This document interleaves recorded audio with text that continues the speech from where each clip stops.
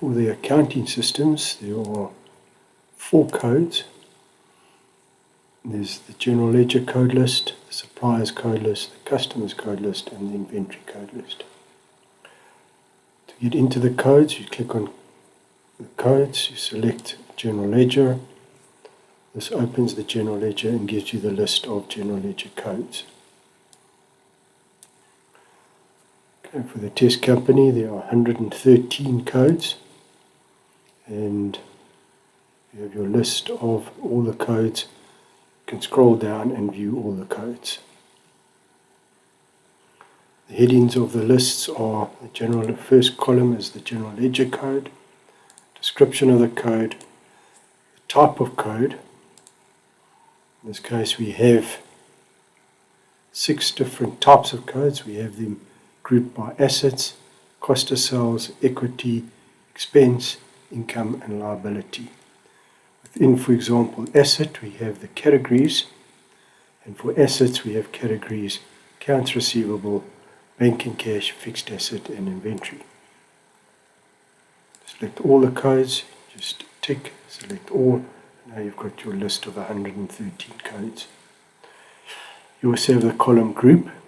The group is in the final management accounts. You can group, for example, all your banks into a group code of 190, or your inventory into 150, etc.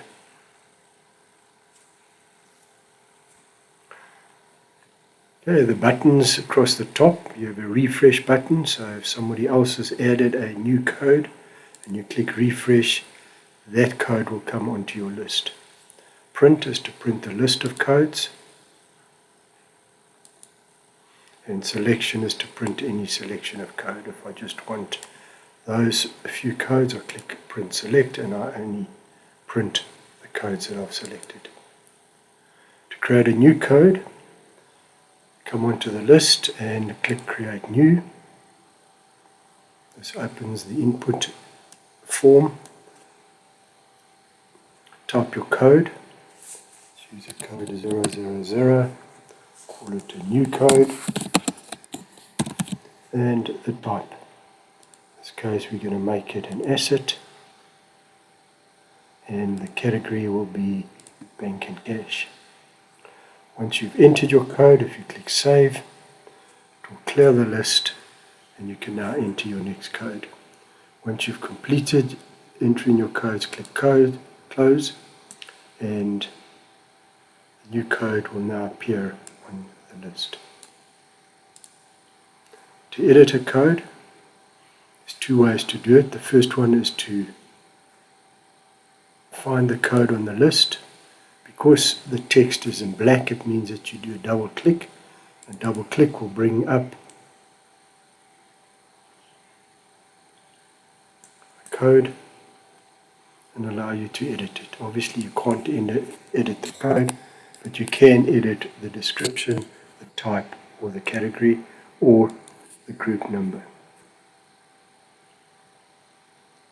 Another way to edit the code is to click on any code and click edit on the top button.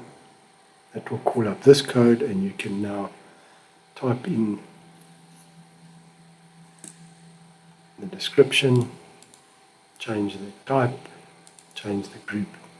Once complete, click save, and this new code will be on the save list. To sort, if you click on any column, click on sort. Now the whole list is sorted alphabetically in the category column, or the group column. Click on group, and now it's sorted by the group. To get out your code list or its previous codes, you can click on suppliers, and now you have the list of suppliers. This program works the same as the general ledger code list. You have your list, in this case 120 suppliers. If you want to edit them, you double click,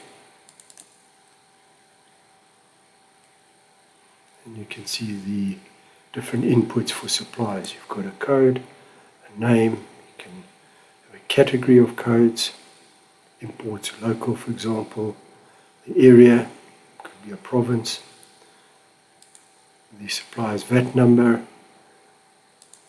delivery mode, the name of the primary contact, telephone, cell and email, the address, primary address, line 1, 2 and code, secondary address, state, city, code and country. You can enter the supplier's bank details and enter comments of the supplier. Once you complete, click the Save button.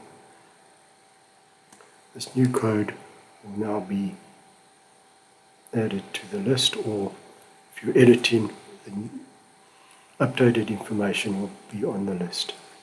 Once again, you've got your drop downs to find any code, or you can go Control F on the keyboard, type in, for example, PC, and it will find every description that is PC.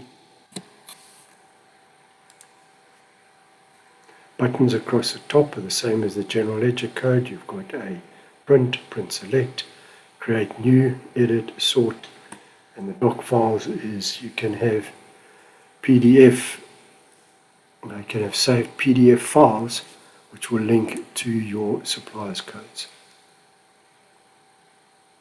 Other codes are customers, which are the same as the suppliers, or inventory. Headings will be slightly different. Okay, on this list I've got 1,571 inventory codes. And if I run down, I can double click on any one to edit it or to create new.